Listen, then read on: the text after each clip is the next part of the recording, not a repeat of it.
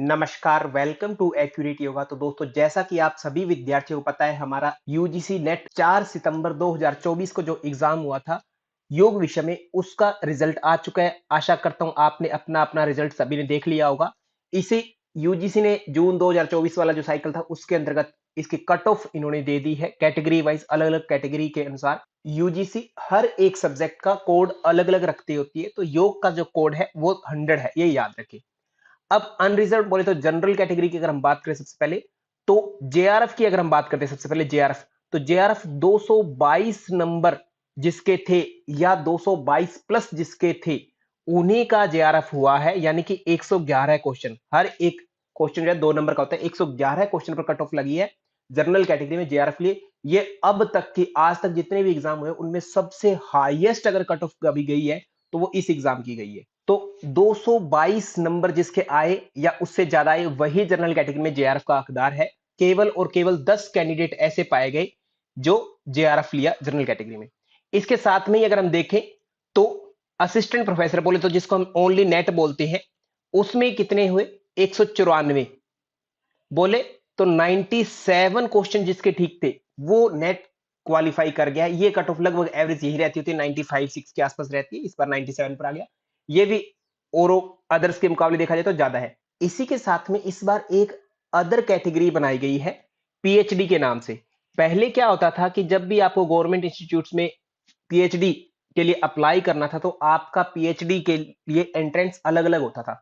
अब क्या है कि पीएचडी वही कर पाएगा जिसका ये कट ऑफ जो है नेट जेआरएफ का एग्जाम है, इसी में कट ऑफ डाल दिया कि इस कट ऑफ को जो पार कर गया बच्चा वही पीएचडी के लिए एलिजिबल है, बाकी विद्यार्थी पीएचडी में एलिजिबल नहीं है। यानी इंस्टीट्यूट अलग से आपका पीएचडी के लिए एंट्रेंस नहीं लेंगे, ऐसा यहां पर कहा गया है। तो इसके लिए कट ऑफ की अगर बात करें तो 162 क्वेश्चंस की बात की गई है। तो 81 क्वेश्चन जिसके सही हैं, 162 जिसके मार्क्स आए वो पीएचडी के एलिजिबल है। आप अपने अब ये पीएचडी असिस्टेंट प्रोफेसर जेआरएफ ये सारा आपके जो रिजल्ट आया है उस रिजल्ट में सबसे नीचे लिखा हुआ है कि आपने क्वालिफाई किया है एग्जाम, वो किस चीज के लिए आपने क्वालिफाई किया, ये सारी चीजें वहां पर आप देख सकते हैं। इसी के साथ में ओबीसी की बात करें तो 210 मार्क्स पर गया है। क्वेश्चन की बात करें तो इसका हाफ कर लें तो आपको क्वेश्चन पता लग जाएंगे। केवल 7 बच्चे जो है ओबीसी में क्वालिफाई किया। ऐसे ही नेट के लिए अगर बात करें तो 172 मार्क्स रखे गए हैं। ओबीसी कैटेगरी में 101 बच्चे हैं जिन्होंने नेट क्रैक किया है और 148 बच्चे हैं जो पीएचडी के लिए एलिजिबल हैं। ईडब्ल्यूएस की बात करें तो 216 नंबर रखे गए हैं जेआरएफ के लिए, 4 बच्चे केवल ईडब्ल्यूएस में हैं। ऐसे असिस्टेंट प्रोफेसर में यानी नेट के लिए 174 और टोटल जो है 50 बच्चे क्रैक किया है इस एग्जाम को नेट के रूप में, और 142 जो है आपके पीएचडी के लिए माने जाएंगे मार्क्स। यदि हम एससी कैटेगरी की बात करें तो यहां पर 210 नंबर की कट ऑफ लगी है जेआरएफ के लिए, जिसमें 2 ही बच्चे जो है एससी कैटेगरी में क्वालिफाई हुए हैं जेआरएफ के रूप में, और नेट के रूप में 158 नंबर तक गई है। 33 बच्चे जो है नेट क्वालिफाई माने जाएंगे। 140 मार्क्स जो है पीएचडी के लिए कट ऑफ लगी है, जिसमें 66 बच्चे पीएचडी के लिए एलिजिबल है। एसटी में 192 पर गई है, जिसमें एक ही स्टूडेंट जो है वो क्रैक किया है जेआरएफ को, और असिस्टेंट प्रोफेसर के रूप में 154 मार्क्स हैं। 14 बच्चे जो है यहाँ पर जो है नेट के लिए एलिजिबल है एसटी कैटेगरी में। तो इस प्रकार से अदर पीडब्ल्यूडी कैटेगरी होती है, बहुत सारी है, ये अलग अलग बना रखी है इन्होंने पीडब्ल्यूडी, जिसमें कोई डिसेबल्ड पर्सन होता है तो उसकी ये कैटेगरी है। तो उन्होंने अपने अपनी कैटेगरी में जो जो स्कोर किया है, जिन्होंने जो फिल किया है, उस हिसाब से यहाँ पर आप चेक कर सकते हैं। इसके साथ में एक और बात आपको जाननी चाहिए कि सर अगर जेआरएफ हो गया तो क्या हम पीएचडी नहीं कर पाएंगे? देखो 3 स्टेप है, एक जेआरएफ, दूसरा नेट होता है नेशनल एलिजिबिलिटी टेस्ट, ठीक है, तीसरा आपका पीएचडी ओनली, ये पहली बार जुड़ा है पीएचडी ओनली।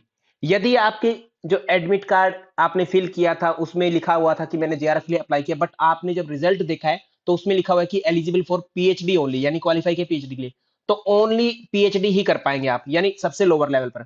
यदि आप नेट यानी आपके रिजल्ट में ऐसा आया कि असिस्टेंट प्रोफेसर के लिए आप एलिजिबल है, असिस्टेंट प्रोफेसर के लिए एलिजिबल है, तो इसका मतलब है कि आप टीचर भी बन सकते हैं, साथ में आप पीएचडी के लिए भी ऑटोमेटिक एलिजिबल हो गए हैं।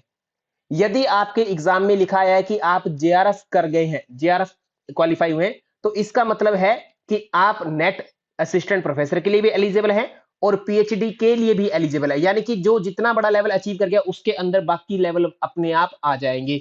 इसको ऐसे समझ सकते हैं कि जो पीएचडी क्रैक किया है पीएचडी के लिए वो केवल पीएचडी ही कर पाएगा, और जो नेट वाला है वो उसको पीएचडी का भी फायदा मिल जाएगा, और इसके साथ में जो जेआरएफ वाला है वो तीनों का फायदा ले सकता है। ऐसे ही उसको मिलेगा। जेआरएफ होता है तब आप पीएचडी करते हो तो आपको स्कॉलरशिप मिलती है, लगभग 45K के आसपास मिलती है अभी।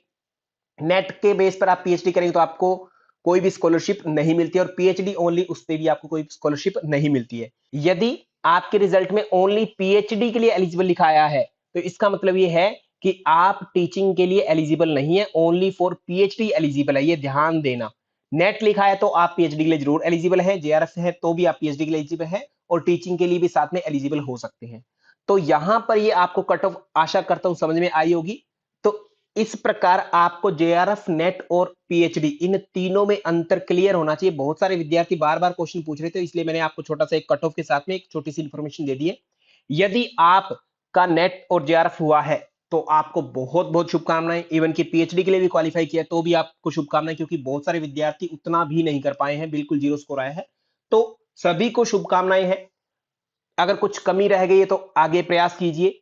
यदि आपको किसी प्रकार की गाइडेंस की जरूरत है, नेट जेआरएफ की यदि आप कोचिंग करना चाहते हैं, सीखना चाहते हैं अच्छे से, तो आप सिस्टमेटिकली कोर्स ज्वाइन कर सकते हैं। इसके लिए आप एक्यूरेट योगा एप्लीकेशन डाउनलोड कर सकते हैं प्ले स्टोर से, जिसमें आपको सिस्टमेटिकली कोर्सेज मिल जाते हैं, क्विजेस मिल जाते हैं, मॉक टेस्ट मिल जाते हैं, जितने भी पीवाईक्यूज है वो सारे के सारे सिस्टमेटिकली आपको मिल जाते हैं। तो आप अपनी तैयारी अभी से शुरू कर सकते हैं, चाहे वो दिसंबर का एग्जाम है, चाहे जून का एग्जाम है, आगे या कोई भी एग्जाम है, योग के रूप में कोई भी एग्जाम है, उन सब प्रकार के एग्जाम की तैयारी आप एक ही जगह पर एक ही प्लेटफॉर्म से कर सकते हैं।